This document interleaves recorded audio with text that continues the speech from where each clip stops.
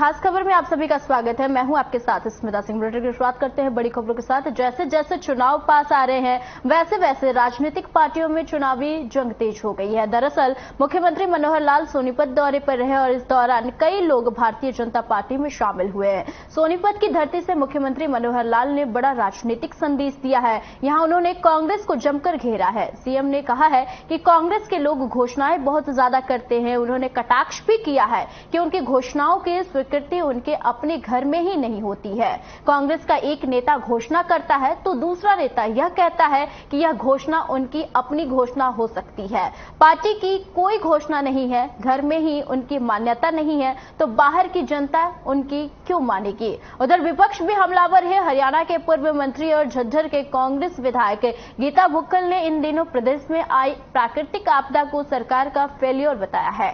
उन्होंने यह भी कहा है कि समय रहते सरकार ने यदि इस दिशा में काम किया होता तो आज प्रदेश की यह हालात नहीं होती। वहीं संसद के मानसून सत्र में कांग्रेस महंगाई और बेरोजगारी के मुद्दे पर बीजेपी को घेरने वाली है। राज्यसभा सांसद दीपेंद्र हुड्डा ने संसद में महंगाई पर कॉलिंग अटेंशन दिया है और इस पर व्यापक चर्चा की मांग की है। और अगर इनेलो की बात की जाए तो आपको बता दें कि परिवर्तन यात्रा सोमवार को गांव करसोला में पहुंची और इनेलो नेता अभय चौटाला ने सरकार पर तंज कसते हुए कहा कि गठबंधन सरकार के चलते किसानों की आय बढ़ने की बजाय लगातार घट रही है। किसान, मजदूर, कर्मचारी और व्यापारी हर वर्ग को अपने हक पाने के लिए सड़कों पर उतरकर संघर्ष करना पड़ रहा है।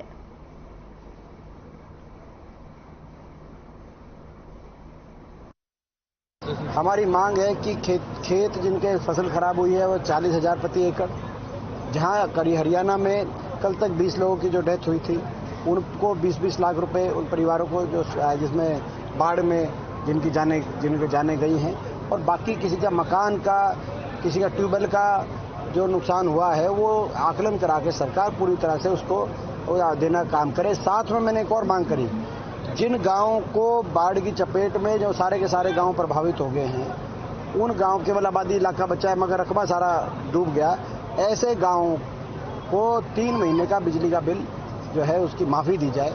ये जो नाले की कंस्ट्रक्शन भी सही समय पर नहीं हुई है, इसमें भी भ्रष्टाचार की बू कहीं ना कहीं आती है और आसपास का क्षेत्र जो जलमग्न हो गया, उसके लिए हमने डिमांड की है कि अति शीघ्र शैलो ट्यूबवेल्स यहाँ पर लग जाए, पंप सेट लग जाए, जिससे कि पानी की निकासी हो जाए और जो पानी की निकासी की वजह से जो फसलें, पानी की वजह से जो फसल बर्बाद हुई है या आगे नहीं हो सकती, उनको भी अति शीघ्र स्पेशल गिरदावरी करवा के किले के हिसाब से पहुंच। जैसे जैसे चुनाव पास आ रहे हैं वैसे वैसे राजनीतिक पार्टियों में जुबानी जंग तेज हो गई है। दरअसल मुख्यमंत्री मनोहर लाल सोनीपत दौरे पर रहे। इस दौरान कई लोग भारतीय जनता पार्टी में शामिल हुए। सोनीपत की धरती से मुख्यमंत्री मनोहर लाल ने बड़ा राजनीतिक संदेश दिया है। यहां उन्होंने कांग्रेस को जमकर घेरा है। सीएम ने कहा है कि कांग्रेस के लोग घोषणाएं बहुत ज्यादा करते हैं। उन्होंने कटाक्ष भी किया है कि उनकी घोषणाओं की स्वीकृति उनके अपने ही घर में नहीं है। और कांग्रेस का एक नेता घोषणा करता है तो दूसरा नेता यह कहता है कि घोषणा उनकी अपनी घोषणा हो सकती है। पार्टी की कोई घोषणा नहीं है, घर में ही उनकी मान्यता नहीं है, तो बाहर क्या जनता उनको क्यों मानेगी। उधर विपक्ष भी हमलावर है। हरियाणा के पूर्व मंत्री और झज्जर के कांग्रेस विधायक गीता भुक्कल ने इन दिनों प्रदेश में आई प्राकृतिक आपदा को सरकार का फेल्योर बताया है और उन्होंने यह भी कहा है कि समय रहते सरकार ने यदि इस दिशा में काम किया होता तो आज प्रदेश की यह हालात नहीं होती।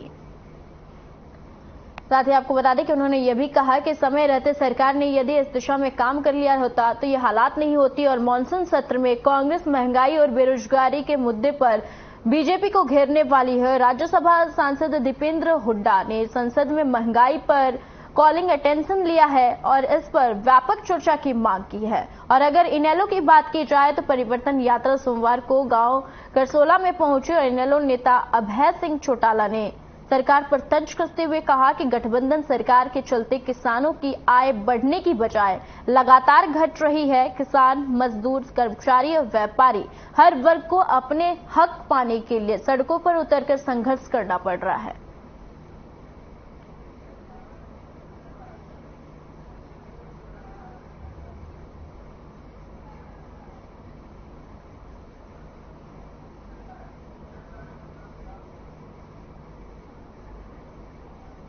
इस मुद्दे पे खास चर्चा के लिए खास मेहमान हमारे साथ जुड़ चुके हैं फोन लाइन पे। प्रोफेसर वीरेंद्र चौहान बीजेपी प्रवक्ता जुड़ चुके हैं और लाइव से हमारे संवाददाता आपको बता दें कि डॉक्टर टीना कर्मवीर जो कि कांग्रेस प्रवक्ता जुड़ चुकी है और कृष्ण कुटेल प्रवक्ता इनेलो से जुड़ चुके हैं हमारे साथ। तो खास चर्चा करते हैं। चलिए शुरुआत करते हैं, प्रोफेसर वीरेंद्र चौहान से बात करते हैं कि बीजेपी इन दिनों क्या कुछ तैयारियां कर रही है चुनाव को लेकर और सीएम लगातार गांवों के दौरा भी कर रहे हैं। वीरेंद्र,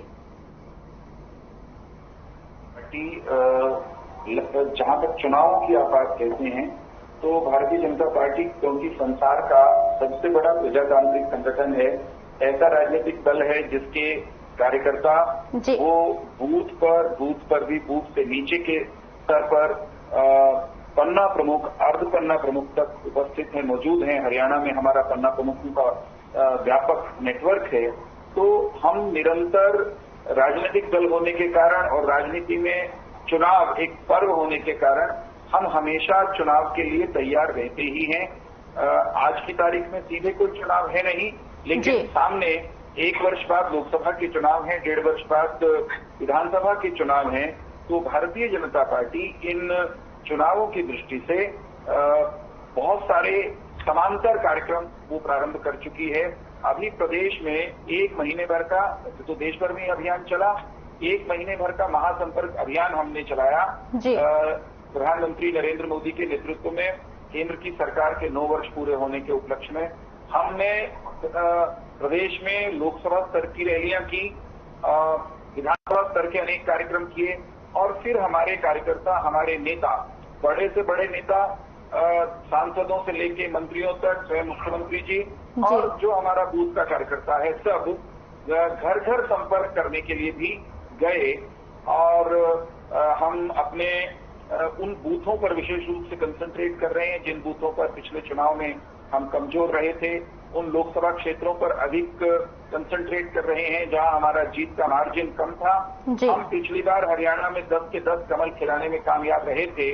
ये आंकड़ा हम अब की बार भी 10 का 10 मेंटेन करेंगे। हमारे विरोधियों के मुकाबले हमारे पास लोगों को बताने के लिए अपने कामों की एक लंबी फेहरिस्त है। हमारे पास विरोधियों की वो सारी खामियों की लंबी सूची है जो हम जनता के बीच में जाकर रख रहे हैं। हमारा मुकाबला भ्रष्ट लोगों से है।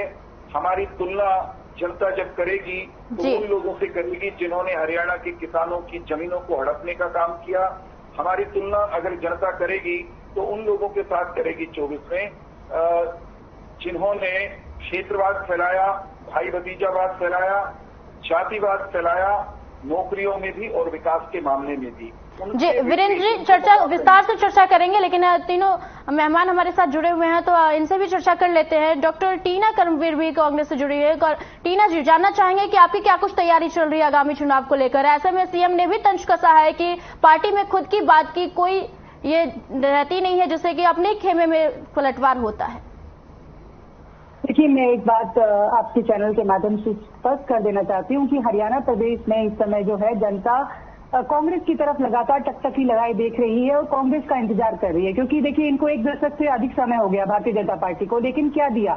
अभी कौशल निगम की बात कर रहे थे, ये एक शोषण निगम कहा जा सकता है कि लगातार जो है युवाओं के साथ इन्होंने धोखा दिया। हम जनता के बीच जा रहे हैं और लगातार जो युवा खुद आकर बता रहे हैं कि उनके साथ भारतीय जनता पार्टी ने स्थायी नौकरी का जो वादा किया था उसकी जगह कच्ची नौकरियां, ठेके पर नौकरियां, लगातार इस प्रदेश के अंदर निजीकरण बढ़ा है। और मैं अगर इस सरकार की घोटालों की बात करूं, सबसे महाभ्रष्ट पार्टी, अभी कह रहे हैं कि भारतीय जनता पार्टी बहुत बड़ी पार्टी, तो बहुत बड़ी पार्टी नहीं है ये बहुत भ्रष्टाचारी पार्टी है। इसलिए क्योंकि देखिए लगातार, अभी मेरा एक सवाल यहाँ पर ये भी है कि लगातार देखिए ये हरियाणा प्रदेश की कुछ तस्वीरें हैं, सड़कों की हालत है, और वहीं डिप्टी सीएम का कहना है कि 230 करोड़ रुपया जो है वो सैंक्शन किया गया है। अब ये देखना ये है कि ये जो पैसा है ये इनके मंत्रियों के जेब में जाएगा, इनके प्रवक्ताओं के जेब में जाएगा, इनके विधायकों की जेब में जाएगा, या एक्चुअल में सड़कों की हालत ठीक होंगी।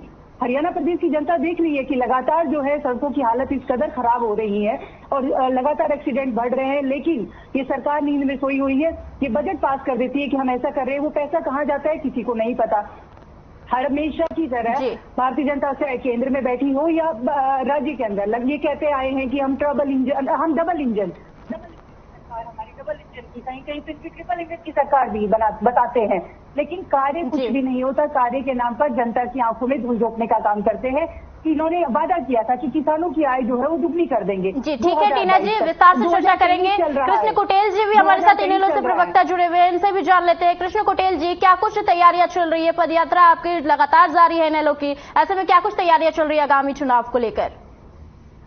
श्वेता जी, इंडियन नेशनल लोकदल पार्टी की जो तैयारी है वो मजबूती के साथ जो है कि चली हुई है, क्योंकि चौधरी अभय सिंह चौटाला जी जो है कि जो भारतीय जनता पार्टी की जो नाकामी है और भारतीय जनता पार्टी की सरकार ने जो प्रदेश को लूटने का काम किया है उनको उजागर करने के लिए चौधरी अभय सिंह चौटाला जी जनता से रूबरू हो रहे हैं। और इंडियन नेशनल लोकदल पार्टी के साथ जो है कि जो ग्रामीण तबका है वो जुड़ने का काम कर रहा है और दिन प्रतिदिन जो है कि पदयात्रा के अंदर जो है कि वो बढ़ोतरी हो रही है। और यहाँ पर भाई वीरेंद्र चौहान जी जो बोल रहे थे, कहा कि हमने जो है कि इतने अच्छे काम किए हैं और जो है कि जनता हमारे से जो है कि वो खुश है, तो लेकिन इतने उतावले क्यों है कि 1.5 वर्ष अभी चुनाव को रह रहा है और फिर आप इतने बौखलाए हुए क्यों हैं? क्योंकि यहाँ पर जब से चौधरी अभय सिंह चौटाला की पदयात्रा चली है तो भारतीय जनता पार्टी के अंदर एक बौखलाहट जो है कि वो पैदा हो रही है और समय समय पर ये सर्वे कराने का काम करते हैं।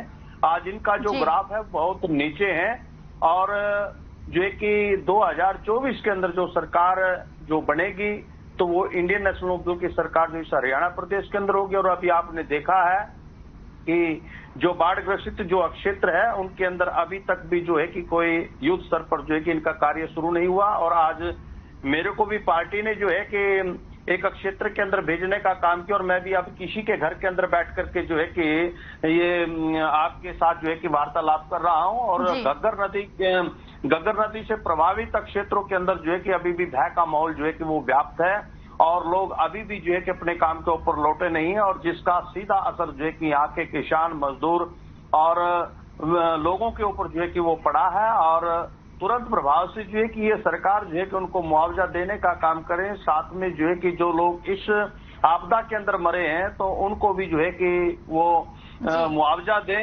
और स्वास्थ्य का जो है कि वो प्रबंध करें। और दूसरा, नोटंकी ना करें, क्योंकि इनके विधायक और मंत्री जो है कि वो नोटंकी करने का काम कर रहे हैं। पिछले दिनों जैसे कि यहाँ के जो गृह मंत्री अनिल विज है और जब वहां पर अम्बाला के अंदर पानी भरा तो वो बोट के अंदर बैठा था और 4 लोग बोट को जो है कि खींच करके लेकर के जा रहे थे।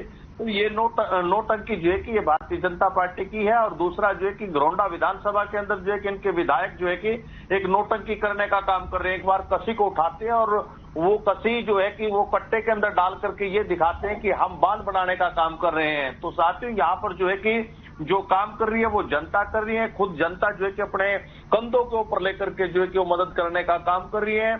और जो भी खाने की व्यवस्था है तो वो भी जनता जो है कि खुद अपने आप ही लोगों के घरों तक जो है कि पहुंच करके उनकी मदद और सहायता करने का काम कर रही है। और इंडियन नेशनल लोकदल का प्रत्येक कार्यकर्ता और प्रत्येक जो है कि बड़ा पदाधिकारी जो है कि आज लोगों के बीच में है और उनकी हर संभव मदद करने के लिए जो है कि वो तैयार है। क्योंकि आज पूरा हरियाणा प्रदेश जो है कि बेरोजगारी और महंगाई से जो है कि वो उनके ऊपर जो है कि वो मार पड़ी हुई है और उससे उबर करके जो है कि ऊपर वो नहीं आ रहा है। तो इन्होंने ऐसे ऐसे काम जो किए हैं, चाहे वो परिवार पहचान पत्र का काम हो, चाहे वो फर्जी आईडी बनाने का काम हो, चाहे यहाँ पर रजिस्ट्री घोटाला हो, और दूसरा जो है कि यहाँ पर बड़े बड़े काम जो है कि इन लोगों ने जो है कि वो करने का काम किया ताकि जो है कि जनता जो है वो उभरे ना और वो दुखी रहे और परेशान हो और परेशान होकर के जो है कि वो रोजी रोटी तक ही सीमित रहे। क्योंकि आज अक्सर गांव के अंदर देखने को मिलता है,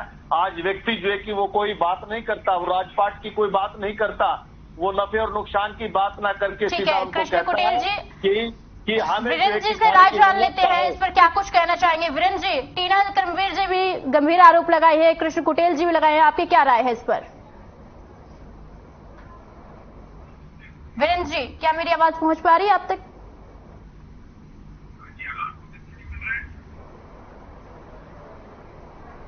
चलिए टीना कर्मवीर जी अपनी बातें पूरा कीजिए। देखिए, ये सरकार जो है ये इतनी दोगली सरकार जिसे कहें, जब इन्होंने बाढ़ के समय भी देखिए जनता को खुद मरने के लिए छोड़ दिया कि हम तो अपना आराम से बैठे हैं, आप तो जो करना है कर लीजिए। तो ये सरकार इनका चाल चरित्र चेहरा इस प्रकार है, लगातार झूठ बोलती आई, इन्होंने झूठे वादे किए जनता के बीच, और अब ये कह रहे हैं कि हम चुनाव में जाकर अपना कार्य दिखाएंगे। तो ये इनका जो रिपोर्ट कार्ड है वो नील बटे सन्नाटा है। 9 साल इनके क्यों नाकामयाबी के रहे, हम बार बार क्यों कहते हैं। लगातार इस प्रदेश में महंगाई का इतना भार, और प्रदेश के ऊपर लगातार कर्ज बढ़ रहा है। न किसान खुश है, न महिलाएं खुश है, न दुकानदार खुश है, न व्यापारी खुश है। युवा तो बिल्कुल इस सरकार के नाम पर ऐसी भाषा का इस्तेमाल करते हैं कि मैं बोल नहीं सकती हूँ कि अगर बीजेपी का नाम आता है। बीजेपी जजपा ने जिस प्रकार इस प्रदेश को लूटने का जो लगातार काम किया है, और ये इस बात का दावा कर रहे हैं कि हम आने वाले समय में हम सरकार बनाने जा रहे हैं। इनकी गलतफहमी जनता दूर करेगी, क्योंकि हम लोग देखिए सरकार में इससे पहले भी रहे, हुड्डा सरकार रही है, लगातार 1 दशक तक सरकार रही। हम लोगों ने जो कार्य किए, हम लोगों ने जो वादे किए थे मैनिफेस्टो में, लगातार वो वादे पूरे किए, और जो कुछ वादे रह गए थे उसको हम स्वीकार भी करते हैं। और अब आने वाले समय में जब हमारी सरकार बनेगी तो हम जो वादे करेंगे जनता के बीच जाकर, हम वो वादे पूरे भी करेंगे। क्योंकि देखिए जनता हमें चुनती है, और जनता को अगर हम अपने जो वादे करते हैं और वादे पूरे नहीं कर पाते तो कहीं ना कहीं एक हताशा होती है जनता के बीच में।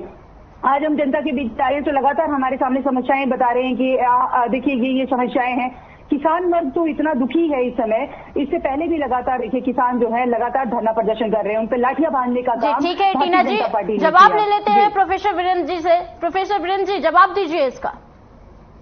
देखिए, कांग्रेस जब सत्ता में थी, इन्होंने कैसा बर्ताव किया किसानों के साथ, उसके आधार पर किसान फैसला करेंगे ना, ये अच्छे या हम अच्छे।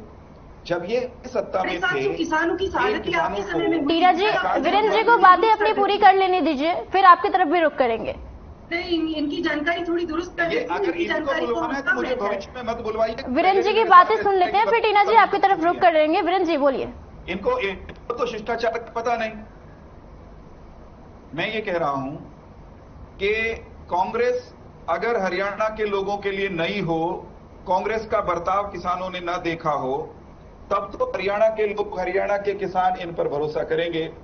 जब ये में थे तो इनके नेताओं पर SCZ के नाम पर किसानों की जमीन हड़पने के आरोप लगे। इनके नेताओं पर जमीनें हड़प कर कांग्रेस के राष्ट्रीय जो दामाद जिनको कहा जाता था, इनके पारिवारिक। टीना जी पहले वीरेंद्र जी की बातें पूरी कर लेने दीजिए, फिर आपकी तरफ रुख करेंगे। इनको बदतमीजी करने से रोका जाए। मेरे बिल्कुल विपक्ष का जवाब देंगे अभी वीरेंद्र जी, अभी उनकी बातें सुन लेते हैं पहले, फिर आपकी तरफ रुख करेंगे। वीरेंद्र जी अपनी बातें कंप्लीट कीजिए। कांग्रेस जब सत्ता में थी, इन्होंने किसानों की जमीनें लूटी। कांग्रेस जब सत्ता में थी, इन्होंने 2-2 रुपए 4-4 रुपए के चेक दिए। कांग्रेस जब सत्ता में थी, इन्होंने किसान सम्मान निधि नहीं दी। कांग्रेस जब सत्ता में थी, हरियाणा के एक भी गांव में 24 घंटे बिजली नहीं आती थी। कांग्रेस जब सत्ता में थी, किसान का उसकी फसल का दाम तो आढ़ती के खाते में जाता था, किसान के खाते में नहीं जाता था। कांग्रेस जब सत्ता में थी, इन्होंने स्वामीनाथन आयोग की रिपोर्ट को लागू नहीं किया, उस पर कुंडली मारकर बैठे रहे। इतने सारे पाप करने के बावजूद भी टीना कबीर न जाने कहां से ये ज्ञान लाती हैं कि किसान इनसे खुश था पर हमसे नाराज है। मैं ये कहता हूं, हमने इस शासनकाल में, हमने अपने शासनकाल में दुनिया में खाद की कीमत कितनी भी बढ़ गई हो, हमने उसका बोझ किसान के ऊपर पड़ने नहीं दिया। ये बेरोजगारी की बात कर रही थी, नौकरियों की बात कर रही थी। कांग्रेस पार्टी का ट्रैक रिकॉर्ड बता देता हूं, इनेलो का ट्रैक रिकॉर्ड बता देता हूं। कांग्रेस के शासनकाल में नौकरियां जाति, जिला और नोटों का किसके पास कितना बड़ा झोला है, ये देखकर दी जाती थी। भारतीय जनता पार्टी के शासनकाल में मेरिट का राज बहाल हुआ है। हरियाणा का हर बेटा, वो किसी भी जाति का हो, किसी भी जिले का हो, उसके पास जेब में रिश्वत देने के लिए या खर्च करने के लिए 1 रुपया भी ना हो, उसके पास किराए का पैसा भी ना हो इंटरव्यू देने के लिए जाने के लिए, लेकिन वो सेलेक्ट हो सकता है, वो अधिकारी बन सकता है, वो कर्मचारी बन सकता है। ये टीना जी आपकी तरफ रुख करेंगे, पहले वीरेंद्र जी की बातें कंप्लीट हो जाने दीजिए। टीना जी दोबारा दोहराऊंगा, टीना जी देखिए, अगर ये युक्त करती रहेंगी तो फिर टीना जी समय दीजिए, वीरेंद्र जी अपनी बातें कंप्लीट कर लेंगे, उसके बाद आपकी तरफ रुख करते हैं। टीना जी आपकी भी बातें सुनेंगे। वीरेंद्र जी बातें कंप्लीट कीजिए। भारतीय जनता पार्टी के कार्यकाल में हरियाणा का कोई भी नौजवान नवयुवती, वो किसी भी जाति में पैदा हुआ हो, किसी भी जिले में पैदा हुआ हो, वो गरीब हो या अमीर हो, उसको नौकरी ना सिफारिश पे मिलती है, ना रिश्वत देकर नौकरी मिलती है मेरिट के आधार पर। कांग्रेस ने अपने शासनकाल में जितनी सरकारी नौकरियां दी थी 10 साल में, हम उनसे 20,000 अधिक सरकारी नौकरियां 8.5 साल में दे चुके हैं। आने वाले तो 1.5 साल का समय बचा है। जब हमारे 10 साल पूरे होंगे तब हम कांग्रेस से 2 गुना नौकरियां दे चुके होंगे। बताइए कांग्रेस हमसे अच्छी कैसे हुई? दूसरी बात भ्रष्टाचार की। जब इनका शासन था तब इनके राज्य में स्वयं प्रधानमंत्री राजीव गांधी ने कहा था कि मैं टीना जी के खाते में भेजने के लिए विकास के नाम पर 100 रुपए भेजता हूं। तो इनके जिले में, शायद दादरी इनका जिला है, वहां केवल 15 रुपए पहुंचते हैं, 85 रुपए भ्रष्टाचारी लोग खा जाते हैं। एक बार ये वीरेंद्र जी, कृष्ण कुटेल जी का भी जवाब चाहेंगे आपसे कि उन्होंने भी कई आरोप लगाए हैं, ऐसे में जवाब क्या होगा आपका? मुझे 1 मिनट अनइंटरप्टेड दे दीजिए। जब वो बीच में बोलती है तो मेरी आवाज ठीक नहीं जाती, मुझे बुरा लगता है। मैं ये कहता हूं कि जब टीना जी की सरकार थी, राजीव गांधी, टीना जी बातें कंप्लीट करने दीजिए, आपकी भी बातें सुनेंगे। इस चर्चा में आपसे बात करने के लिए ही जुड़े हैं, आपकी भी बातें सुनेंगे। वीरेंद्र जी अपनी बातें कंप्लीट कीजिए। राज था, प्रधानमंत्री राजीव गांधी थे, ये फिर बोल रही है, देखिए बीच में। जब टीना जी की पार्टी का राज था, राजीव गांधी प्रधानमंत्री थे, उन्होंने रिकॉर्ड पर यह कहा था कि जब वो टीना जी के जिले दादरी में 100 रुपए भेजते हैं विकास के नाम पर, तो उसमें से 85 रुपए गायब हो जाते हैं, वहां पहुंचते हैं 15 रुपए। नरेंद्र मोदी जी के शासन में हमने 25 लाख करोड़ रुपए विकास की अलग अलग योजनाओं के सीधे लोगों के खाते में भेजे, एक पैसा भी दाएं बाएं होने नहीं दिया। रही बात कृष्ण कुटेल जी की, कृष्ण कुटेल जी जरा ये बताएं, क्या मेरिट की हत्या का आरोप इनकी पार्टी पर नहीं लगा? क्या इनकी पार्टी हरियाणा में जब राज में थी वो गुंडागर्दी की प्रतीक नहीं थी? वो इंडियन नेशनल लोकदल जो चौधरी देवीलाल की राजनीतिक विरासत का दावा करती है, क्या उसने चौधरी देवीलाल की राजनीतिक विरासत को आपसी महत्वाकांक्षा के चक्रव्यूह में फंसकर उसको रुला नहीं किया है? और क्या हरियाणा की जनता पिछले चुनाव में जननायक जनता पार्टी को चौधरी देवीलाल की राजनीतिक विरासत का उत्तराधिकारी घोषित नहीं कर चुकी? एक इनके पास विधायक है और ये सपने बड़े बड़े देख रहे हैं। ये जरा प्रैक्टिकल होकर सोचना पड़ेगा ना। और इंडियन नेशनल लोकदल की हरियाणा में, ठीक है वीरेंद्र जी, कृष्ण कुटेल जी से भी जान लेते हैं, आपके सवालों का जवाब ले लेते हैं। कृष्ण कुटेल जी जवाब दीजिए। देखिए वीरेंद्र जी, जो बात यहाँ पर बोल रहे हैं, तो सबसे पहले तो मैं पूछना चाहता हूं कि आप उसे इंडियन नेशनल लोकदल पार्टी से ही आप लोगों ने सरकार बनाने का काम किया? डबल आवाज आ रही है श्वेता जी। जी डबल आवाज आ रही है। करिए टीना जी, आपके बातें कंप्लीट कर लीजिए क्योंकि समय सीमा बहुत कम है और डिबेट की समाप्ति की ओर है। आप अपनी बातें रखिए। देखिए विजेंद्र साहब यहाँ पर कह रहे थे, इनके वीरेंद्र साहब को मैं बता दूं कि इन्होंने 15 लाख के इनके नेता ने वादा किया था, वो मेरे अकाउंट में तो नहीं पहुंचे हैं, इनके अकाउंट में गए होंगे तो पता नहीं। और लगातार बेरोजगारी पर बात करते हैं, हरियाणा जो है बेरोजगारी में नंबर 1 है। आप बताइए आंकड़े कहाँ हैं? आंकड़े नहीं दिखाते। सब डिपार्टमेंट में पद खाली है। ये कहते हैं कि हमने तो नौकरियां दी हैं, तो फिर हर डिपार्टमेंट में पद क्यों खाली है? आप शिक्षा की बात कर लीजिए, 5,000 इन्होंने सरकारी स्कूल बंद कर दिए। ग्रामीण क्यों हम बोलते हैं कि ग्रामीण जो है ये विरोधी पार्टी है? ये सिर्फ शहरों के लोगों की थोड़ी बहुत चिंता कर लेते हैं, क्योंकि सरकारी स्कूल की अगर बात की जाए उसमें तो ग्रामीण स्कूल क्षेत्रों के लोग जो हैं, छात्र जो है वो पढ़ते हैं। इन्होंने सरकारी स्कूल बंद करने का काम किया। टीचरों की भर्ती की बात कर लीजिए, कहाँ है टीचर्स? एक भी डिपार्टमेंट ऐसा है अगर नौकरियां दी होती तो हम तो कहते हैं ना सामने आकर क्योंकि सरकार अगर कोई अच्छा काम करती है। अब इन्होंने बेटी बचाओ बेटी पढ़ाओ नारा दिया। मैं पहली लड़की थी जो लगातार ये बात बोलती आई थी कि बहुत अच्छा इनिशिएटिव है, लेकिन इन्हीं के देश के प्रधानमंत्री बेटी पढ़ाओ एक नई योजना दी। ठीक है टीना कर्मवीर जी, ठीक है, आप तीनों खास मेहमान हमारे साथ इस खास मुद्दे पर चर्चा करने के लिए जुड़े, आप तीनों का बहुत बहुत धन्यवाद। आगामी चुनाव को लेकर तैयारियां तेज है और ऐसे में बीजेपी भी अपनी जोरों शोरों से तैयारी कर रही है, इनेलो भी कर रही है, कांग्रेस भी कर रही है। ऐसे में पार्टियां जोरों शोरों से तैयारी कर रही है। अब तो देखना ये होगा कि चुनाव किसके हाथों में लेकर ट्रॉफी लेकर आती है। तो ऐसे में खास खबर में फिलहाल के लिए इतना ही। मुझे दीजिए इजाजत, नमस्कार।